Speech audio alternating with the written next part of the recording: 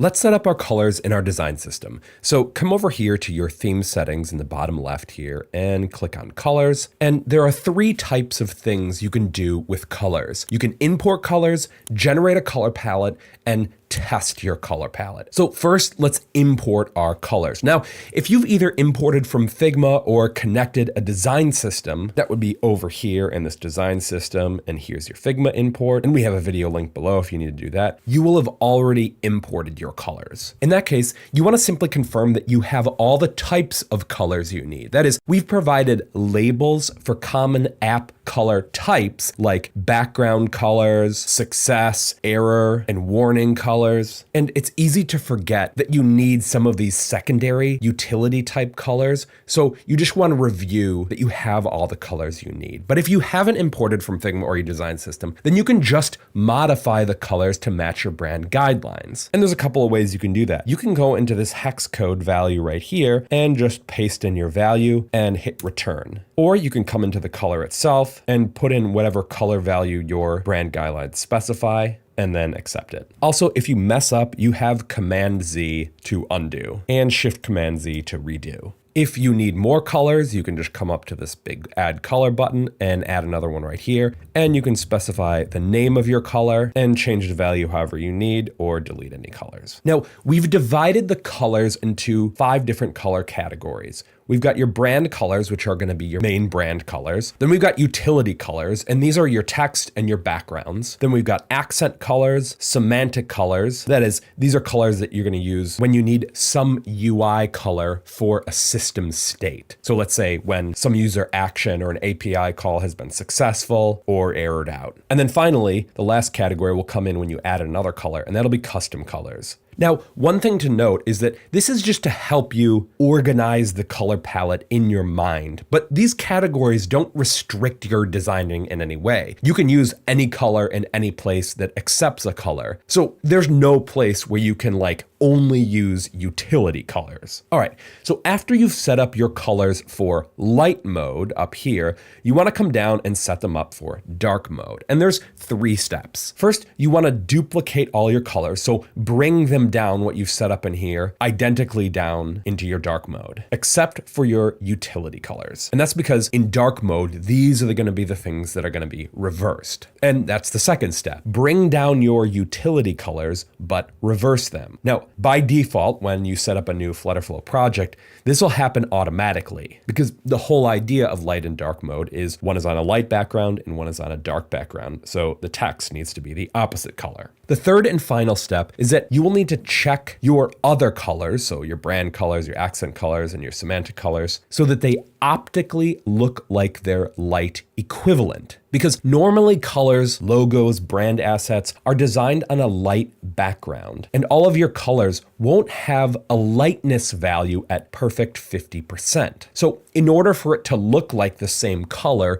you'll need to make slight adjustments. And we'll review how to review color contrast in our last step, testing. But real quickly, so if you come into your primary color here and change the color type to HSL, you can see that we've got a lightness value of 58%. That is, it is 8% closer to pure white than pure black. So when that's up against a light background, it'll have less contrast than against a black background. So it'll look like this. And you would want to change it slightly like this so they look the same, but they're actually not. Okay, so that's importing your brand colors. Now, if you don't have a color palette, FlutterFlow provides 3 ways to generate a color palette. That is right here. You can generate it from a service called Coolers, you can extract it from an image, or generate it from an AI. So let's first start out with Coolers. Now, Coolers is a color app that provides tons of color tools. So let's jump over there and see what we got available to us. So to get or explore a palette, the most simplest way is to just press spacebar and it's going to cycle you through a bunch of color palettes. You can also come into this menu right here and click explore, and you can see a lot of the most popular color palettes and sort them according to a bunch of helpful properties. You can also search, so maybe you want to look for UI. colors. And you can select it and it'll load it into the main panel. Okay, great. So let's close that. And once you've got a palette you like, you can come here to export and code. And what you're looking for is this object right here. But you don't want that comma, you just want the actual object itself, which will include the name of the color and the hex value. Okay, so let's copy that. Don't press copy because this will copy all the code here and all we care about is this object. Then let's jump back into FlutterFlow and we can just paste that in and import. And these are going to come in down here in your custom colors. So if you want to use them for your main brand colors, you would just come in here, grab those values and then paste them in. And then after you're done, you can just delete them because you don't need duplicate versions of those colors. Okay, the second way to generate a palette is by extracting it from an image. So maybe you have an image that you really like the feeling of it and you want your app to have that same feeling. Well, you can come in here to extract image and grab an image you like. So here, if you want to delete any of them, you can, but let's continue. And then this last step is mapping. So what you want to do is come in and when you select the color, you can map it to the colors we just extracted from the image. So we've got this color as our primary color and we want our background to be this lighter color and so on. And when you're done, you can just click done. The last way is to come in with generate with AI. And you have the full flexibility of AI that we've all come to know and love. So maybe I want a color palette from anthropology.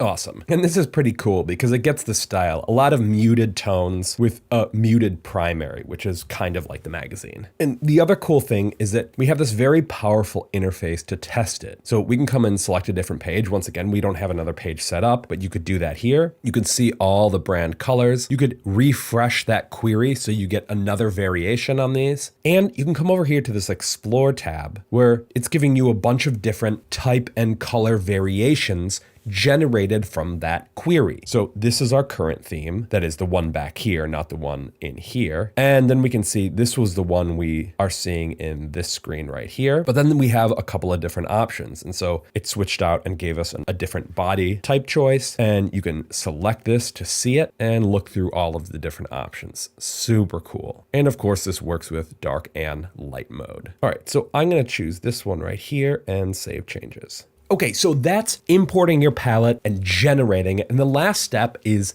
testing it. So when we're testing our app, we're gonna test for 4 things. First is just, does it look good? Do these colors go well together when they're implemented in a design? Second, we're looking for contrast ratios. That is, when colors are stacked on top of each other, is there enough contrast? Are those elements distinguished enough? Third, we're looking for brand consistency with our colors. Specifically, are they consistent across light mode and dark mode? And lastly, we're checking for how our colors work with color blindness. Okay, so the first thing that we need is we need some pages. We need some dummy pages. So let's just come over here and let's just grab a template page. And we're gonna grab this dashboard page right here. The name doesn't matter. And let's grab, let's say, a product page down here. Great. Now we can go back to our theme settings and into Explore Project Colors. And then let's select our first page we made,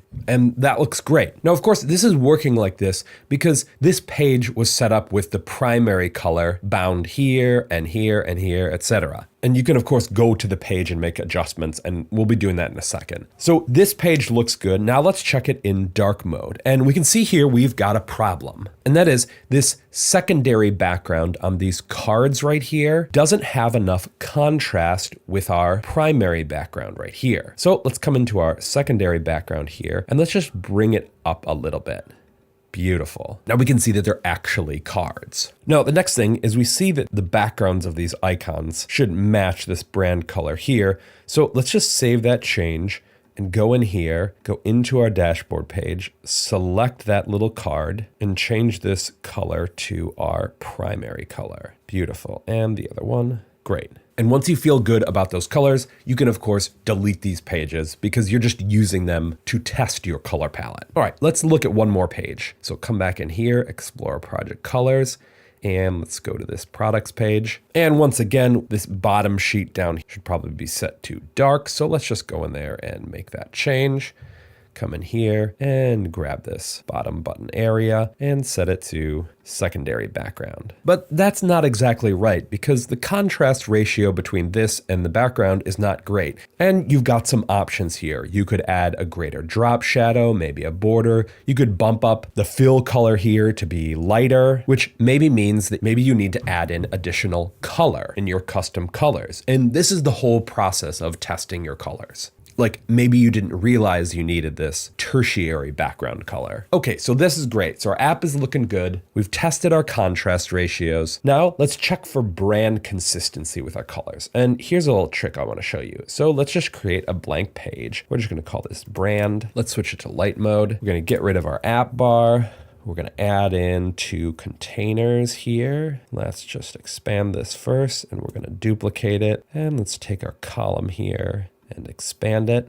Okay, great. So one of these is going to be our primary light background. The other one is going to be our dark background, which will be our primary text because remember those are switched. And then inside each of these, we are going to add in another container. We're going to center it in the middle. So there we go. Let's just make it a circle, give it a little bit more diameter. And let's just take our tertiary color. We're going to copy that and then paste it into this container. Beautiful. Okay, so we're really looking for 2 things here. One is that we're looking that our brand colors look consistent across dark and light. And second, we want the contrast ratio to be optically the same between the background and the foreground. Well, why does that matter? Well, because that gives your app its distinct feeling. Because if there's a huge contrast ratio, it's going to feel a little bit more punchy, as opposed to if the contrast ratio is smaller, it'll feel more subdued. And so if we come into our tertiary color here and we check its lightness value, we can see it's at 65. So it's